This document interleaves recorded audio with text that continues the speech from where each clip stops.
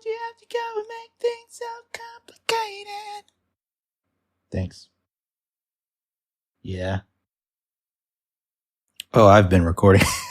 Oh, man. So you got that beautiful audio to sort through for the first minute. and no response from me. It's just you singing. Oh, beautiful.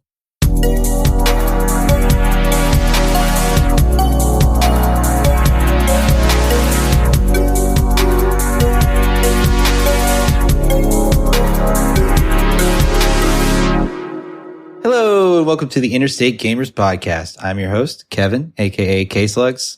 My name is Peter, aka Deal for Real, and I'm also your host. Well, welcome back, everyone. I know it's been quite a while since our last episode.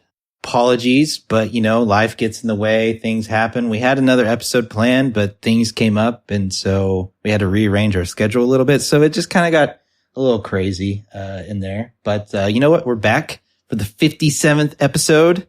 And I believe Peter mentioned it was the 51st game review that we were doing. So that's right.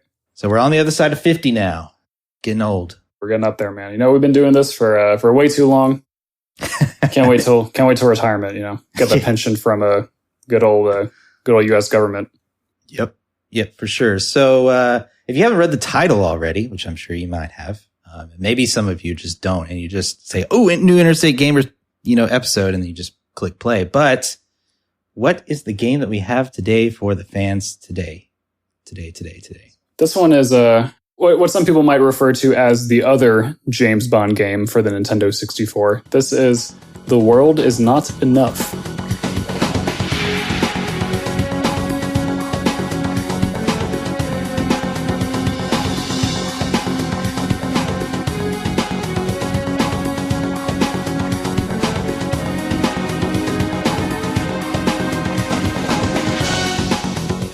Yeah. I honestly didn't know this game existed for a while.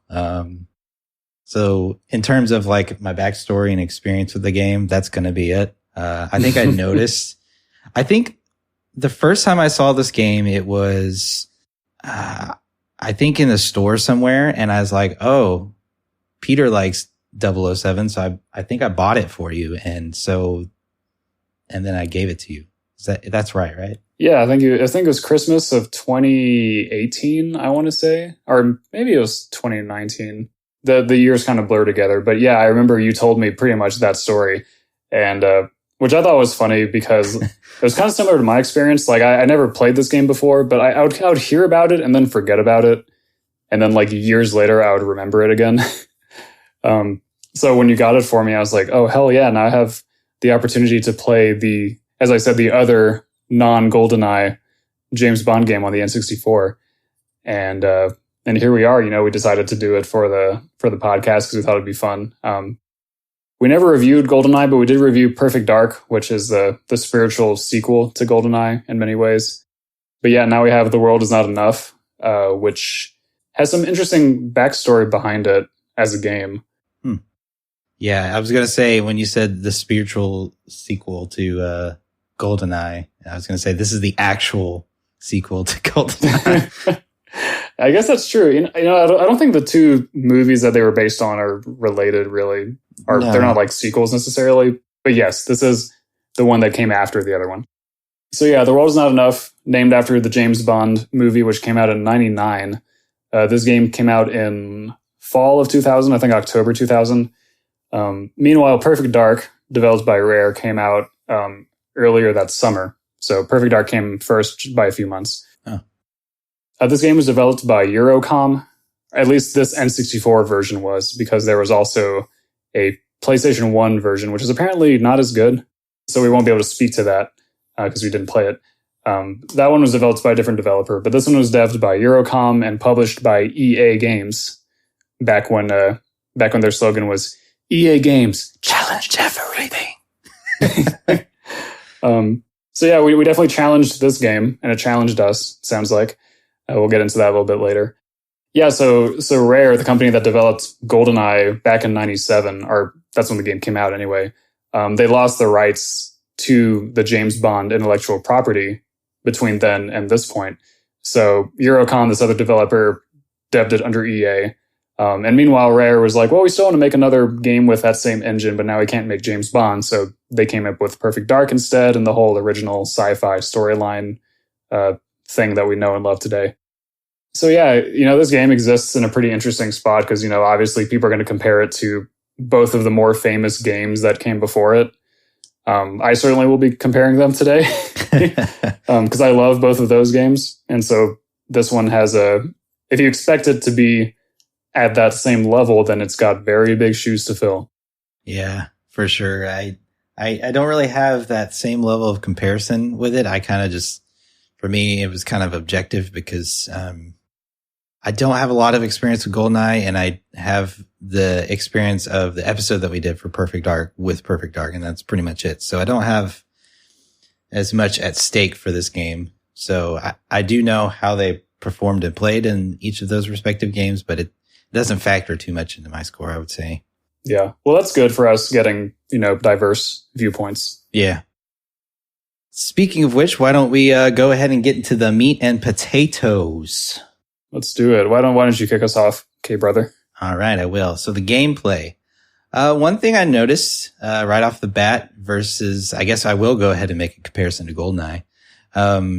It was not as laggy as GoldenEye. Like, the game ran pretty smooth for the most part, which is something I was going into the game, something I was like going to critique pretty hard. Like, if it was laggy, I was gonna be like, man, these N64 FPS games just weren't the greatest. But no, this one's not too bad in terms of gameplay. I wouldn't say there's anything that bothered me too much other than in each mission, there's like little nuance, like things that you can do or can't do. Like, oh, don't let, these civilians die. And like, you're just going room to room. And maybe you're at the very end of the level and a civilian jumps out in front of you for whatever reason.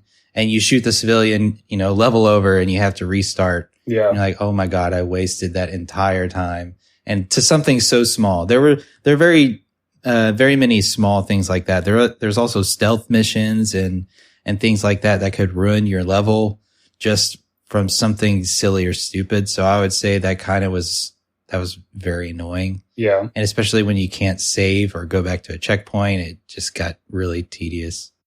Yeah. Yeah. If you were to play through the whole, I guess most games have this in common, but the length of this game can increase very dramatically if you're dying at the end of the levels because there are no checkpoints, like you said. So yeah, it definitely gets to be high stakes when you've been attempting a level over and over again, and you have to watch out for that one civilian or that one other small little thing that might just get you at the end. There's one time I failed a level. I actually have no idea why I failed it. I was supposed to not let somebody escape, and I get that, but it's not like there was a timer or anything. It just seemed like, oh, I was supposed to go through the level. And I was actually going through the level pretty quick. I was just shooting anybody that was in my way and just kind of progressing from area to area. But one time I think I went out of my way to look for some body armor, came back, didn't find any. And then the level it was like, oh, don't let him escape. And I was like, how did he escape? Where could he have escaped to? I haven't seen him this entire level. Yeah, I think if we're talking about the same thing, the same mission, then that same thing happened to me because it's interesting because earlier, one of the first levels in the game, there's a bomb in a subway station. And for that level, there's a timer on it for the entire duration. So you know exactly how much time you have. Right. But with this one mission where you're chasing the guy through the city, it doesn't give you that same information. Right. So you're just thinking you have all the time in the world. Yeah. The first thing that I noticed right away is with regards to the control scheme. And I know that any modern FPS player is going to pick up this controller and be like, what the fuck? What do I do with this? So all that aside, I'm going to speak from the experience of someone who has played a ton of GoldenEye and Perfect Dark and is really comfortable with those control schemes. This one's very similar. I think they should have made it exactly the same because why mix up something that, in my opinion, is working very well. But they made this really weird decision to take the looking up and down controls and move them from the C buttons over to the D-pad while leaving all of the other controls on the C buttons and on the control stick. So if you ever want to look up and down, you have to move one of your hands over to the D-pad which means you can't like do your other movement options at the same time. That sucks. It's very, very annoying. Now, I think to the game's credit, I think most of the game is designed so you don't have to be looking up and down too much. But it's just so ingrained in my gameplay that I wanted to do it a lot. And I kept having to remember that the control scheme was objectively worse, in my opinion. Like, why make that change? And there's like control options as well, but none of them address that core problem of mine without also changing up a bunch of other stuff that I didn't want to change. Yeah, that really comes into play in the helicopter level. It's really hard to keep your viewpoint like straight up. Oh yeah. And like anytime you change weapons or reload, you'd shift back down and it doesn't lock on to the helicopter. So you're just like annoyingly trying to shoot the helicopter with whatever, explosive weapon that you have. And it's not a good time. I died a few times to that, just not being able to shoot the damn helicopter. And I don't think I ever used the D-pad, honestly. And so you're kind of right. I guess it's designed in such a way, but I think if I had known that, I would have used it for that level specifically, because that was really annoying. Yeah. And there's other options too under advanced controls where like by default, if you are looking up or down and then you start moving forward, your viewpoint will level back out. Yeah. And like you have to turn that off. So like when I got to that helicopter part, I made sure to go in and turn that off because it kept messing me up. Yeah. So I didn't know that was an option. I should have looked at that. But it seems kind of silly that you have to enable and disable an option just to make a section of the game easier for you. One really frustrating thing that also actually happened on that same level with the helicopter. This is a level that takes place on like a wharf or a pier or whatever you want to call it, like, wooden walkways above the ocean where there's ships and stuff. And I swear, like these enemies in this level in the open air sections, they can shoot you from like 10 miles away, like well before you can ever see their polygons on the screen. They can. And there was a part where I had like beat that helicopter with the tiniest red pixel of health left in my health bar. And then I go and there's body armor right the fuck in front of me. Yeah. And I get sniped by this asshole from like 20 miles out. And I'm like, I have to do the whole level again. And I was so mad. Oh, man. Yeah, I know that feel for sure. Oh, man. There's another, the level where you have to chase the guy that we were talking about earlier. Mm-hmm. There was a part where you have to jump from one building to the other. And apparently I didn't wait long enough to perform the jump. So like I made the jump and like, this is the very first time I'm doing it too. I made the jump and like, I'm like, oh, I'm probably going to make this. And I did not make it. I fell all the way down into the hole and died. Oh no. It's like, you gotta be kidding me. I just died to so many just failed the mission to so many random things in this game. And I think that's probably the most annoying thing about this game is the kind of the random conditions that come into play. And most of those don't come into play until later in the game. So for the most part, I would say I enjoyed playing the game. It wasn't not fun, except towards the end. There were some really frustrating parts, but for the most part, I had a lot of fun. I don't think it's bad by any means in terms of gameplay. Yeah, that's a good point. We were harping on a bunch of stuff. But fundamentally, I feel it plays similar enough to GoldenEye Perfect Dark to where like the formula still works. Like it's still fun to aim at people and shoot at people and move through the level and use your little gadgets and stuff. Yeah. So yeah, I agree with you. Like, again, when I'm comparing it to those other games I love so much, like I know it's not an objective comparison because I'm biased, but like to me, it just doesn't compare. And part of it is part of the reason it doesn't compare is because of these little things that we've been complaining about and which I have yet to complain about in the case of some things that are still on my list. Yeah. For GoldenEye, the first level turns me off so much to that game because it's like super laggy that I just never want to play much more than that. So the fact that this game was really smooth was really nice and refreshing. Yeah. I think one of the biggest differences between this game and those other two is how the enemies behave in this game. So one thing that I thought has always aged GoldenEye Perfect Dark really poorly is the fact that the enemies will attack you in like very obvious cycles with long animations.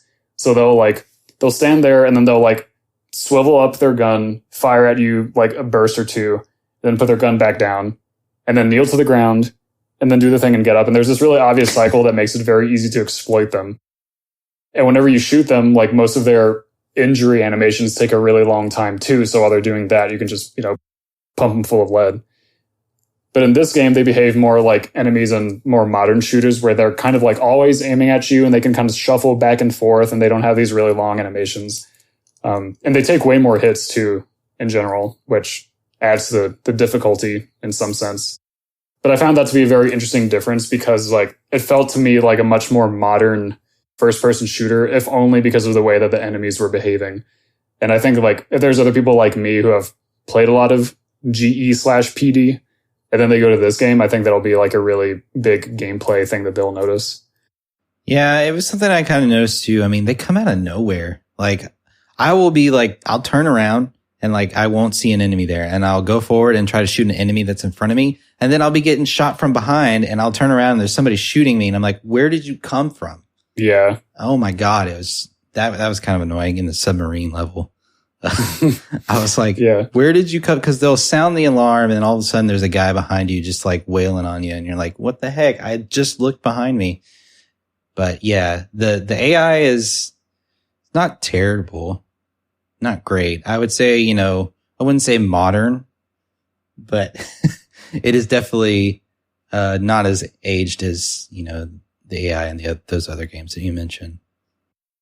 Well, that's all I really got for gameplay, honestly. I'll chime in with one more point. One thing that was cool about GE/PD is that normally on some occasions they had like a little vehicle segment or like some sort of thing to mix up the standard gameplay, like the standard walking around the level and shooting enemies. Like GoldenEye had a couple of tanks you could drive. Perfect Dark had some other little vehicles that you could like hijack and drive around a level. This game had a downhill ski mission, which I thought was a neat idea, but not fun to play because like you're basically just confined to going down the path that the ski, what are they called? Ski-mobile? Snowmobile. You're just confined to the path that the snowmobile can take you. And like all you do is just aim and shoot. And it's a really long level for how boring it is. And there's like objectives where if you miss them, there's no way to turn around. So you have to start at the very beginning. And I was like, this is, a neat idea. And I'm sure that the scene in the movie that corresponds to this was cool, assuming there was one. But like, it's just not very fun. Yeah. Call of Duty Modern Warfare actually ends up implementing that same game later. I think it's Modern Warfare 2. It's like exactly that. Like you're going down a pretty set defined path. You can go down different ways, which you can in this game too. There's like multiple paths you can take to get to the same general path, but like you can go to the left or the right in certain areas, and the left will get you body armor versus, the right doesn't. But yeah, you kind of keep going and you have to do objectives along the way down like the snowmobile path.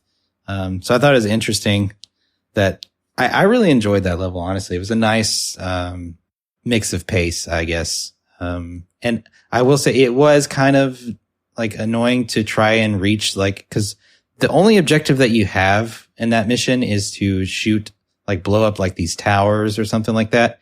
And you have to make sure you get your cursor far enough to the left or right to shoot it. And you could very easily miss it because it's like you got to go all the way to the edge and the snowmobile's going pretty fast. And I don't think changing the speed did anything. I swear it still goes the same speed. Yeah. I think that's exactly what I struggled with. And that was the biggest cause of my frustration. Yeah. And the last, the other little, gameplay mix up that they have in this game is the fact that Bond can swim, which is unique to this game comparing it to the other two. I don't remember it really being used very much except in the last level, which, you and I were just talking about this. You didn't quite get to the very last level, which I think is going to save you a couple years off your life, probably. So yeah, but in that level, basically at the end of the game, you're infiltrating a submarine and you need to stop it from blowing up a nuclear bomb. And after you crash the submarine into the ocean floor, you have to save somebody and do all this stuff. But the whole submarine floods, and so you have to swim through it while it's upturned. and it's like really hard to find where you're going.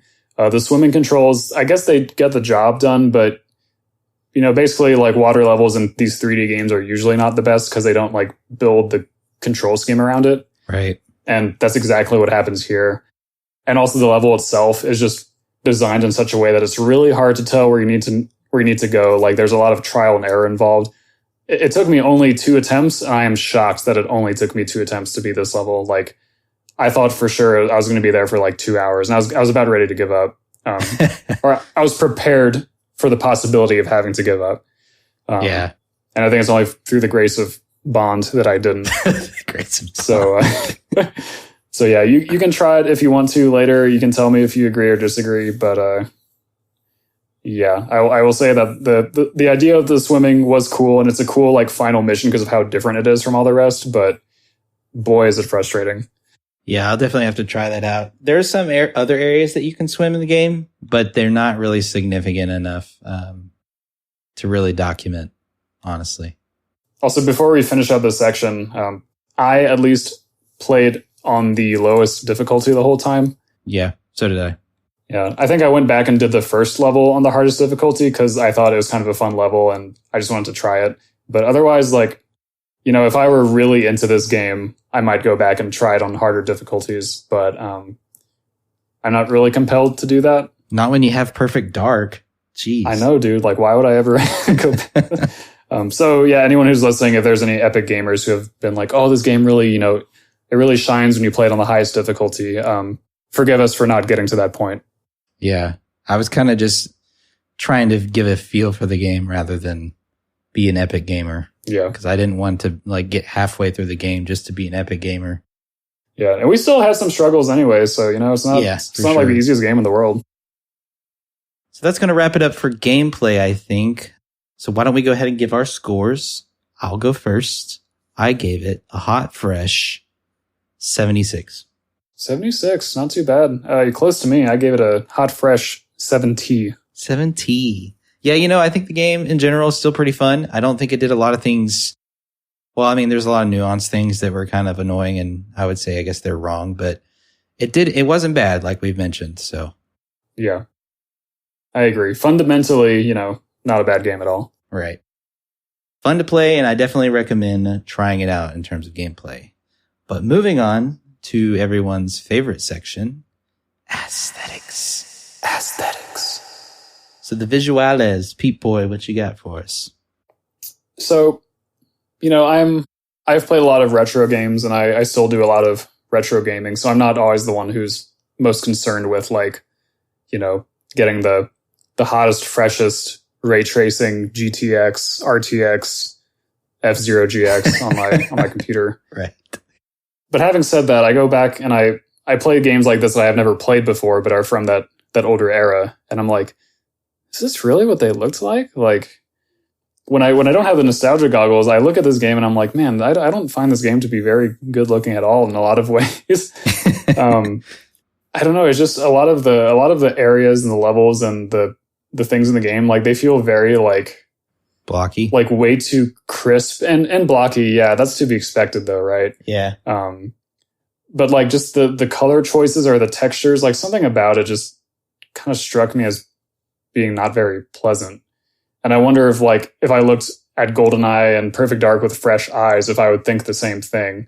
But again, that's impossible for me. So all I have to go off of is my experience with this one. I'm curious to hear what you think, though. Well, I don't think it shines through the visuals. I'll say that much. I think it gets the job done. Yeah. It's not going to wow you, but I gave it some points for not being laggy because I know GoldenEye was. I can't remember if I struggled with that in Perfect Dark or not. You probably did. Yeah. So I think I gave it a lot of points for being really smooth, especially during this era, and kind of getting the job done. I don't think it's gonna, like I say, wow you, but the animations are also kind of silly looking. It's very blocky. It's very plain looking for the most part. That's a good way to put it. Plain looking. It's kind of boring. It's kind of boring visually. I'll be honest, but it's more about the gameplay, I think, in this kind of game. So you don't really, it doesn't really hurt your experience too much, but I think better visuals would have helped the game. Yeah. Like, and I think of other games in this era, you know, like that do get better visual scores from us, that like Banjo, or I guess we haven't done Mario 64, but if we would, I'm sure we have. Well, we have? Yeah. Oh yeah. It was a while ago by this point. We've done so many games. We've done so many games, but there have been other N64 games that we have rated, you know, highly in terms of visuals. And it's because they implemented it so much better, and they can even stand the test of time. And this one just doesn't. And, I don't think it ever will. It's not great. That's honestly a way better way to articulate what I was trying to say. And I think it comes down to the style. Like, if we're comparing this to similar games, I think Perfect Dark is way more stylish because it has the sci-fi setting and it has all these colors and these crazy designs. And in this game, it's just them, like, you know, turning a realistic movie set in the time period that it came out in into a video game. And so, like, yeah, without ways to make it really stylish, it just doesn't hold up well. Yeah. As opposed to Banjo and Mario and Perfect Dark and so on and so forth. Majora's Mask, yeah. Ukulele. This game also had some cutscenes, which, of course, Perfect Dark did too. GoldenEye didn't. I'll just say, thank God you can skip them, because if I had to watch the cutscenes every single time I failed a mission, I wouldn't have made it through that game. I mean, they're not super duper long, but yeah, if you keep restarting, then you're gonna get annoyed. Yeah. Yeah, like the cutscenes, they serve, you know, to give the characters like the most bare minimum introduction that they need, and to set the context, just the bare minimum context for whatever level you're in. Whereas I've seen other N64 games, Perfect Dark, that have like way more elaborate cutscenes that last like for several minutes, with like all the voice acting and all the plot and all the cinematography and all that stuff. And this game doesn't live up to that standard, which does make it feel less polished when you have that to compare it to. But at the same time, like, if you're playing this game and you're overly concerned with the plot, which I don't think you should be, then you might feel like they're lacking. But honestly, they're just there to set the stage and, you know, get the job done. Without the cutscenes, it would be kind of just, it really does set a lot of context. I'll say that much. It helps create a story, even though the story is kind of cheesy. And yeah, I mean, it's James, it's the 007 thing. So hey, what do you expect? Yeah. What do you expect? But, yeah, it does kind of help. The animations and cutscenes do kind of help a little bit. I would say maybe give it a point. But then there's also the fact that they're kind of outdated. So yeah, just kind of turning models and moving them, and, you know. The last point that I have on visuals is it's kind of a gameplay thing too, but there are several levels where you have the opportunity to use night vision and X-ray vision. Oh yeah. And I thought those are actually really well implemented. Like, I think that they actually contributed a lot to the gameplay of those particular levels and situations. And it is because of the visual aspect to them, obviously. But I thought that kind of helped inject the game with some of that style that we were talking about the game lacking. Yeah. And I really appreciated that kind of visual mix-up when it was relevant. Yeah, all the gadgets that they gave James Bond were kind of neat and made it give it a little bit more personality. Yeah. And the night vision and X-ray vision are no exception. I think, I could be completely wrong about this, but I swear when you put on the X-ray vision, it speeds up the frame rate. I swear. Because it doesn't have to render all those textures. Yeah, probably.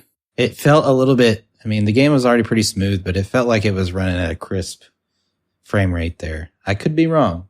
Crisp 240 FPS? Yeah, 240. Did you overclock your N64? Yeah, by a lot. Well, that's all I got, buddy. Yeah, that's all I got too. Not much to say. Pretty unremarkable. I hate to say it, but why don't you give your score? I'll give it a kind of similar to gameplay. I'll give it a hot, fresh 7T because I think it did the job, as we said, but you're not going to get wowed by the visualis. I gave it a hot, fresh 69. Oh, yeah. Yeah. So pretty, 1 point away from you. Damn.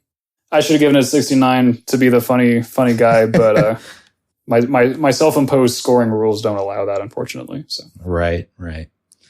Well, moving on to the audio, I guess I will go ahead and kick us off on this one. Much like the visuals, pretty unremarkable. I honestly don't really remember any. God, I don't remember any song from this game. Oh, damn. Or any soundtrack.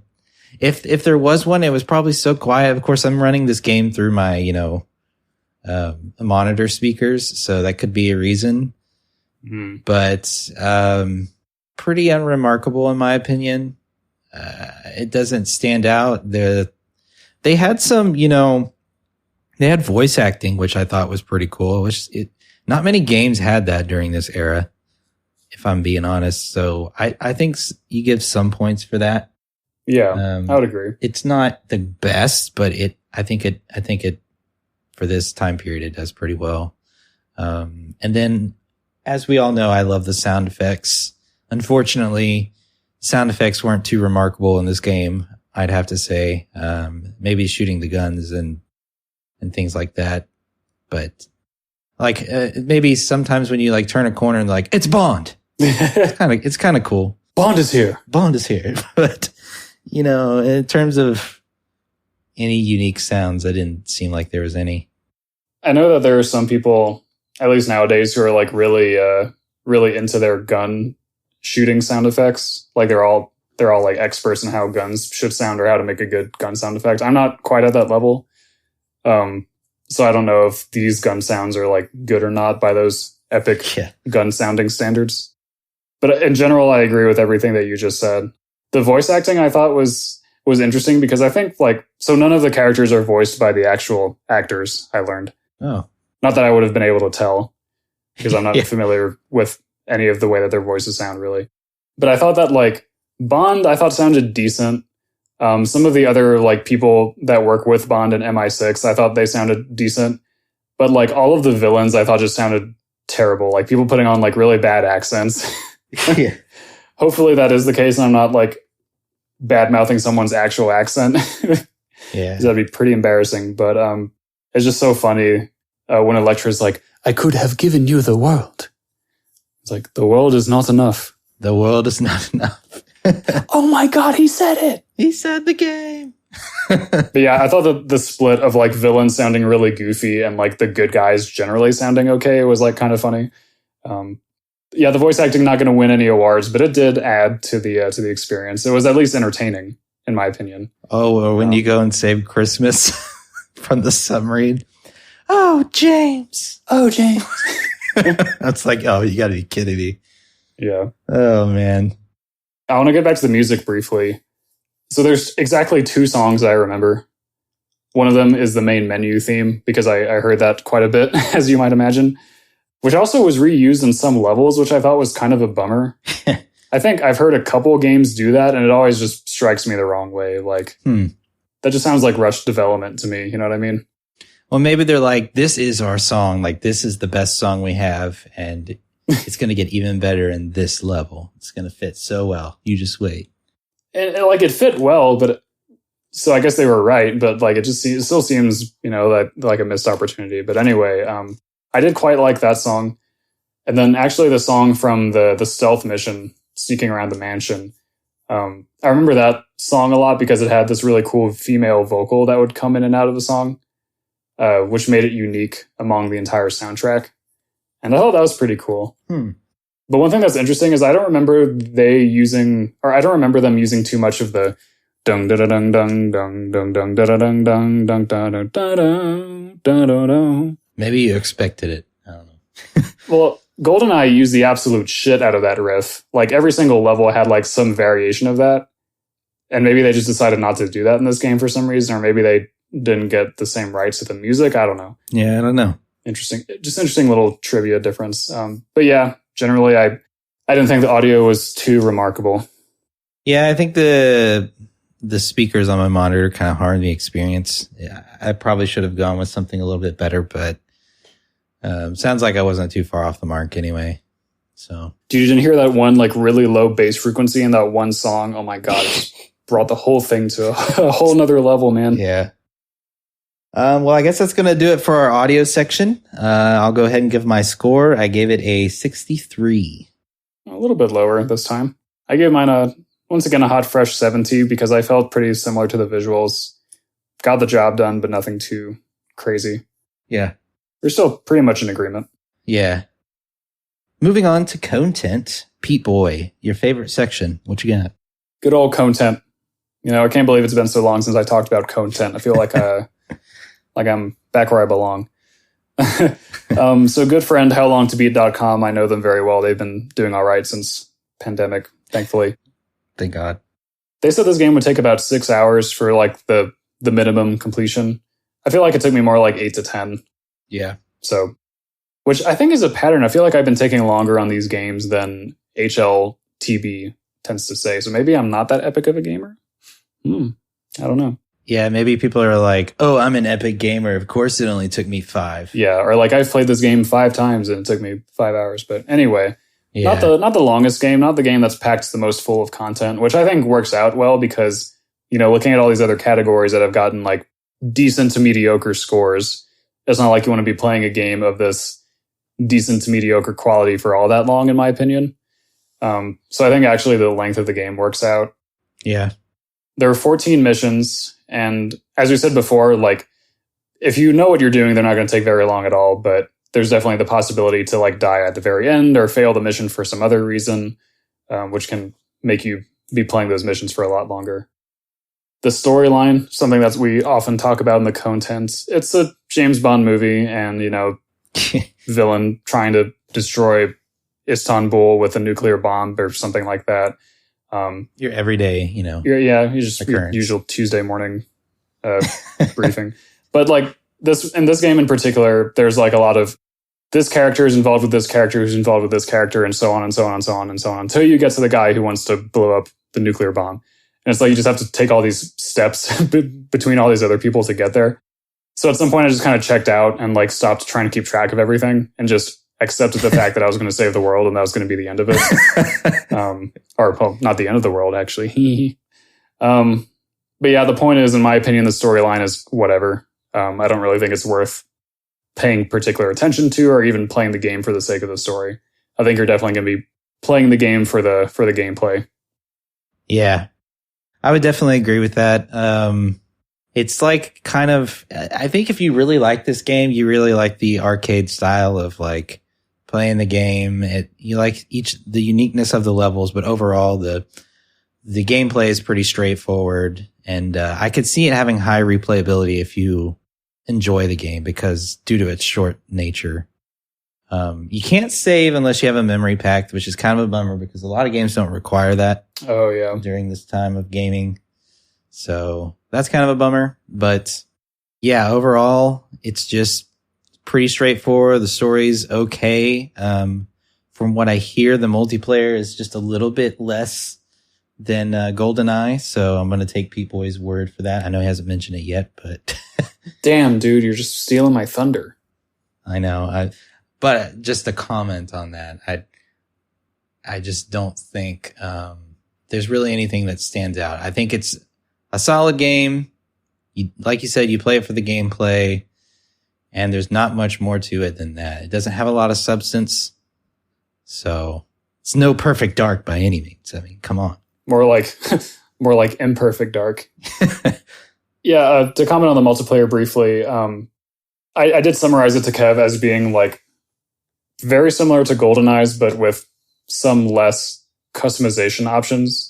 So it's hard to recommend it over GoldenEye, especially when the gameplay between the two games is so similar. Like, I don't really see a reason to play multiplayer in particular this game as opposed to one of the other two. You can include bots in this game, which you couldn't in GoldenEye. So I thought that was cool. Oh yeah, that is very cool. But going back to Perfect Dark, the best video game of all time, which came out before this game, you could add like 8 bots or 7 bots, and they could all have like different personalities, and there were like a ton to choose from. And you could change how each one of them looks, and you can change how you look, and you can change exactly what weapons appear in the level. And there's like a billion levels, and oh my god, so good, so fucking good. And this game just falls so short in the multiplayer by comparison. It's like honestly laughable. honestly. I mean, yeah, I'm laughing right now. Hey, me too. So yeah, hard to recommend from my point of view. From my point of view. It's hard to recommend. Yeah. But yeah, I think I'm pretty much done with my content after that rant about the multiplayer. Yeah, I'm sure we'll talk about our overall impressions of the game and summary once again after we tabulate all of our scores. But right. I pretty much agree with what you said. You know, it's a decent enough game, but it's not going to blow your socks off, and content is part of that, not blowing your socks off. Yeah. Well, with that, do you want to give your score? Because I'm good. Yeah. Actually, this is my highest score out of the bunch. I gave it a good old-fashioned 75. Really? That's interesting. I gave it a 65. I'm surprised to see, you know, if you're keeping up, I'm surprised to see that your scores are higher than mine in general. I think in 3 out of the 4 categories. That is interesting.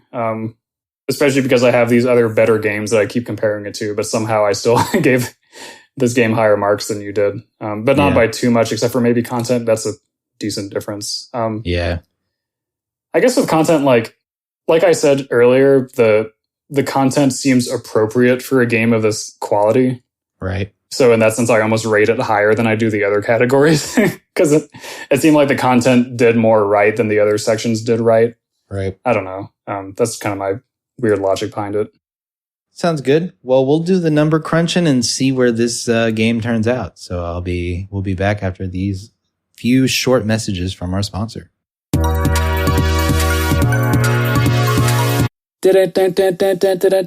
Breaking news, everyone. We just learned that due to a calculation error, we accidentally or mistakenly said that this was the 51st game review. But it looks like it's actually the 50th. Dang, 50 episodes. 50. I forget what the word is for 50. It's like cinquentennial or something. Cinquentennial. What do you call the 50th of something? The semi-centennial, which makes sense. The half of 100. Oh, yeah. There we go. Yeah. Yeah, so this is our semi-centennial game review. Dang, that we've been around the block, you and I. Yeah. I think at this point we are definitely experts. Yes, we're not just fans anymore. Yeah. We're now also experts. And as experts, we have expert numbers to give this game. And I'll start with mine. So I'm just going to keep it easy. I gave gameplay, visuals, and audio all 70s, which of course means that my aesthetics combination of visuals and audio is also a 70. Right. And content, I gave a good old 75. So my overall score for this game was 71.7. Nice, nice. I gave gameplay a 76, and going into my aesthetics section, I gave visuals a 69, audio 63, which I think rounds to 66 or something. Yep. I actually didn't check. Should be. And then content is 65, which will make my overall IG score for myself 69. Nice. So, if you're totaling that all together, that makes our IG score a 70.3, which is 46th out of 50 games. Damn, this game sucks, bro. It's below Ukulele. That honestly, when I was giving my scores, I was like thinking about that. Like, is this game worse than Ukulele? That's the bar. That is the bar. Yeah, well, I'll say I'm happy with this because, like, again, you know, we say this every time, but we've ranked a lot of really good games. So, you know, when a game comes around that is decent, it just appears to be so much worse because it's so far near the bottom of our stacked lineup. Yeah. But I enjoyed playing the game. I had enough fun with it. Would I recommend it to anyone? I would recommend it to people who have played a lot of GoldenEye Perfect Dark and wanted to see what the other James Bond game was. Because I find it to be an interesting artifact of the time, but I wouldn't really recommend the game on its own regards to anybody nowadays. Like, all right, if you're going to play an old game of this kind, then I would say, you know, play one of the other two games. Don't play this one. Right. Yeah, if you're curious about it, I'd say play it. It's not a bad playthrough. I think you'll have fun, But yeah, other than that, it's just a pretty mediocre game, in my opinion. You could really love this game, and you can email us or tweet at us and be like, hey, you guys didn't do this game justice. The rating is not enough. But the score is not enough. But I'm kind of glad that, we have some of these games that are towards the bottom of the totem pole to kind of even out our ratings distribution. It's kind of really nice to have quite a few in the 70 range, 60 range, and we actually have one 50. We all know what that is, Tarzan. Damn. But another game based on a movie. Right, yeah. Seeing a trend here. But yeah, I've been pretty satisfied with our scores leading up to this point, the 50th episode. It'll be really interesting, when we come back one day and look at all of these scores and the breakdown. I'm really glad that we have it, to kind of get our like collective thoughts and opinions on games and stuff like that. Yeah. Well, that's why we started this in the first place, man, is because you and I kept talking about video games and and wanted to document them while also making a cool podcast. Hopefully you think it's cool too, or else you probably wouldn't be listening this far into it. Yeah. Well, I guess that's going to do it. Before we close out, I'd like to give a shout out to some of our social media stuffs. We've got the Instagram, the Twitter, and, the website, the igcast.com. If you'd like to reach out to us, of course, tweet at us. That's probably the best way to interact with us, honestly. But you can email us, I think, at theinterstategamers@gmail.com. Yep. And then shout outs to our patron members, which I need to pull up, so edit this part out. I'll say in the meantime that if you want to hit us up on Twitter, the handle is the IG_cast. And no, I will not edit that part out. Damn. KSlugs exposed.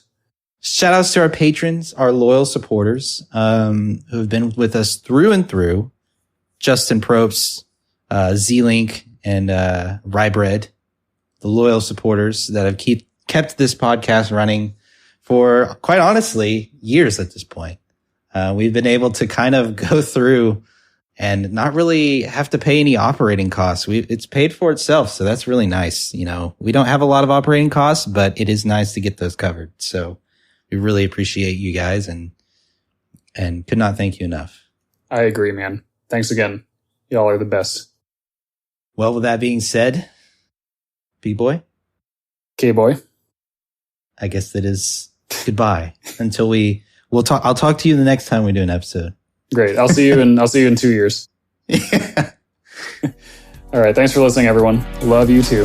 Love you too.